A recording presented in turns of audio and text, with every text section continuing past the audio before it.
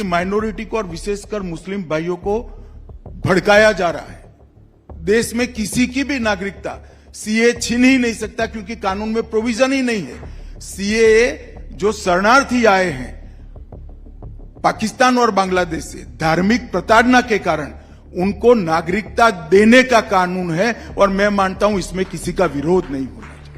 तो boss finally citizenship amendment act 2019 लागू हो गया है। इसके इम्प्लीमेंट होने के साथ ही अफवाहों का दौर भी शुरू हो गया है। एक लॉबी ने फिर से यह झूठ फैलाना शुरू कर दिया है कि इस अमेंडमेंट के लागू होने के बाद से भारतीय मुसलमानों की नागरिकता चली जाएगी, उनसे उनके डॉक्यूमेंट्स मांगे जाएंगे। खबर आने के बाद से लगातार एक कोशिश की जा रही है कि इस कानून के नाम पर देश के मुसलमानों को भड़काया जाए, मगर यकीन मानिए दोस्तों, ऐसा कुछ भी नहीं है। तो क्या है नागरिकता संशोधन अधिनियम? इसके लागू होने से किस किस को फायदा होगा? क्या यह कानून भारतीय मुसलमानों के खिलाफ है? और क्या सीए बस एक झांकी है, एनआरसी अभी बाकी है?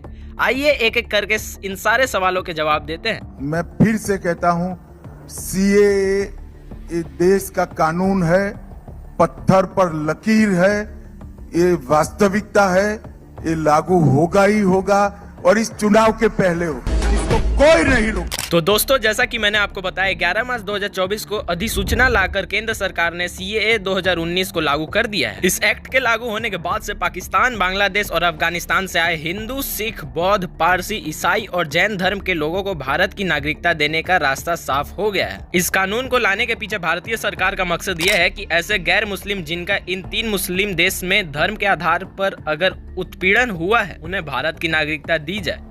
इस कानून के अंदर कोई भी नॉन मुस्लिम जो 31 दिसंबर 2014 से पहले भारत आए हैं, वो सरकारी पोर्टल पर जाकर भारतीय नागरिकता के लिए अप्लाई कर सकते हैं। उसे बस यह बताना होगा कि वह भारत कब आए। बाकी सीए का लाभ क्या है, उस पर भी चर्चा कर लेते हैं। तो जो तत्कालीन लाभ हमें दिख रहा है वो ऐसा है कि इससे 31 दिसंबर 2014 से पहले आए लोगों को नागरिकता मिलेगी। बंगाल में मतुआ समाज को इससे सबसे ज्यादा लाभ होगा और कहे कि हो भी रहा है, होली आने से पहले ही होली मनाई जा रही है। यह सब भारत के नागरिक बन सकेंगे। सरकार ने इस बार सुनिश्चित किया है कि इसमें राज्य की भूमिका न हो। वैसे तो राज्य की भूमिका नहीं होती नागरिकता देने में, लेकिन नागरिकता के लिए जो लिखा पढ़ी होती है वो राज्य के प्रशासनिक लोग करते हैं, जिसमें फिर किसी राज्य की सरकार अपने सचिवों, डीएम को ये करने से रोकने का प्रयास कर सकती थी। लेकिन इसलिए अब केंद्र ने इसके लिए ऑनलाइन प्लेटफॉर्म बनाया है जहां लोग अपने कागज जमा करवा सकते हैं। केंद्र विभाग जैसे पोस्ट ऑफिस आदि उन कागजों को वेरिफिकेशन के लिए संबंधित व्यक्ति के पास आ जाएगा। कहने का अर्थ यह है कि राज्य के प्रशासन को बाईपास करके भी नागरिकता दी जा सकती है। अब इसका वो लाभ जो अभी नहीं दिख रहा है वो है एनआरसी की तैयारी। मगर ये एनआरसी है क्या? एनआरसी माने कि अवैध घुसपैठियों को पता लगाना। लेकिन बिना सीएए के वो लोग भी इस देश के नागरिक नहीं थे जिन्हें असल में शरण दी गई थी। सीए लागू होते ही ऐसे लोग भी भारत के नागरिक बन जाएंगे। जो तब भी नहीं बनेंगे वे सब अवैध में आ जाएंगे। इनके लिए फिर एनआरसी आएगा और इनका कागज चेक होगा। लेकिन एनआरसी किस तरह आएगा? तो भाइयों, मेरी समझ जो है कि मोदी जी ने कहा था कि तीसरे टर्म में वो कुछ बड़े फैसले लेने वाले हैं और कुछ बड़े फैसले होंगे। इन बड़े फैसलों में मुझे जुडिशियल रिफॉर्म भी दिख रहा है, ताकि कोर्ट की नौटंकी पर लगाम लगाई जा सके, जो कि कोर्ट किसी भी अच्छे काम के बीच में कूद पड़ता है। इसी तरह महिला आरक्षण भी लागू होना दिख रहा है, जिसमें 33% सीटों पर महिला दावेदारी करनी है। इसके लिए डिलिमिटेशन दिख रहा है। डिलिमिटेशन के तहत नई लोकसभा सीट बनेंगी। इससे 800 से ज्यादा लोकसभा सीट हो जाएंगी। उत्तर भारत में जनसंख्या ज्यादा है तो इधर सीट ज्यादा बढ़ेंगी। जैसे उत्तर प्रदेश की 80 सीट बढ़कर 140 हो सकती है। इसके बाद इसी तरह जनगणना भी करनी है, जो कि 2021 से रुकी हुई है। इसी के साथ गुपचुप या खुले तौर पर एनआरसी की भी डिटेल ली जा सकती है, जिसके बाद सभी नागरिकों का एक कार्ड बन जाएगा जिसमें उनके भारतीय नागरिक होने का प्रमाण होगा। जिस तरह आधार आपकी डिजिटल पहचान है, उसी तरह यह कार्ड आपके देश के नागरिक होने का पहचान बन जाएगा। इसके बाद इसे आधार के साथ कनेक्ट किया जाएगा, साथ ही इसे वोटर आईडी से जोड़ दिया जाएगा। इस तरह आपका वोटर आईडी, आधार और सिटीजन कार्ड एक हो जाएंगे, जिससे आप कहीं भी कभी भी किसी को भी वोट दे सकेंगे। वोटों की धांधली से लेकर वोट देने को एक राज्य से दूसरे राज्य जाने का झंझट भी खत्म हो जाएगा, जैसे one nation one ration card है। इसके बाद इस देश में वन नेशन वन इलेक्शन की बारी आएगी। कुछ सरकारों को बिना कार्यकाल खत्म किए ही भंग किया जाएगा और कुछ को थोड़ा एक्सटेंशन दिया जाएगा कि वो अपना कार्यकाल एक समय में आकर रोक सके। हो सकता है लोकसभा का कार्यकाल भी इससे मैच करने को घटा बढ़ा दिया जाए। इस तरह पूरे देश में लोकसभा लोकसभा विधानसभा चुनाव एक साथ होंगे। जाहिर है कि उत्तर भारत में ज्यादा सीट बढ़ेंगी और उत्तर भारतीय भाजपा का गढ़ है, तो दक्षिण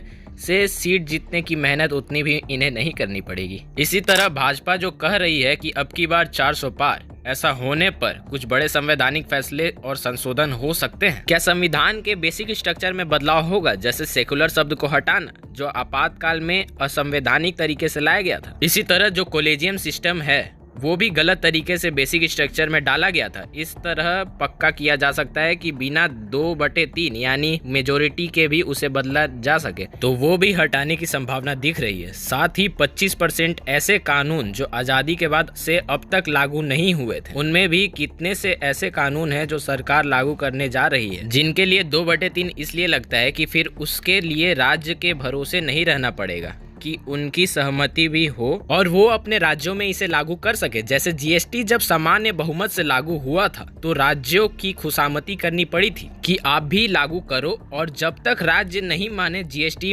लागू नहीं हुआ। अगर उस समय 2/3 बहुमत होता तो बिना राज्यों की रजामंदी के डायरेक्ट केंद्र द्वारा ही इसे पूरे देश में लागू किया जाता। इस तरह मुझे कुछ बड़े फैसले लागू होते हुए दिख रहे हैं, जिनकी बात मोदी जी कर रहे हैं। बाकी आज हम विश्व गुरु बनने के ख्वाब देख रहे हैं। दुनिया में हमारा रसूख भी बहुत बड़ा है, मगर ऐसे रसूख का ऐसी ताकत का क्या फायदा कि जब हम अपने ही मूल निवासियों को बचा ना पाए, उन्हें शरण ना दे पाए। हैरानी इसलिए भी है कि सीए के जरिए हिंदुओं और सिखों को भारत में लाने का इनडायरेक्ट विरोध वो लोग कर रहे हैं जिन्होंने ना जाने कितने रोहिंग्याओं को गैर कानूनी तौर पर भारत में बसा दिया है। वो रोहिंग्या जिनके ना जाने कितने अपराधों में नाम सामने आए हैं। इसलिए जो भी लोग सीए का विरोध कर रहे थे या कर रहे हैं, उन्हें एक बात अच्छे से समझ लेनी चाहिए कि किसी अफवाह के बहकावे में आकर वो उन लोगों पर जुल्म ना करे जिनके लिए भारत ही एकमात्र सहारा है। अगर हम ही इन लोगों को पनाह ना देंगे तो उन लाखों बच्चियों का, नौजवानों का वही हश्र होगा जो आज तक इन देशों में होता आया है। उम्मीद है हमने इस मामले पर एक एक पहलू अच्छे से आपके सामने रख दिया होगा। बाकी आपके इस मामले पर क्या राय है कमेंट में जरूर बताना, और अब भी इसे लेकर सवाल है तो कमेंट बॉक्स में उसे पूछ सकते हैं, हम उस पर आपके सवालों का जवाब जरूर देंगे। बाकी चैनल को सब्सक्राइब करके जाइएगा। Till then good bye, thank you for watching. जल्दी मिलते हैं। जय हिंद, जय भारत।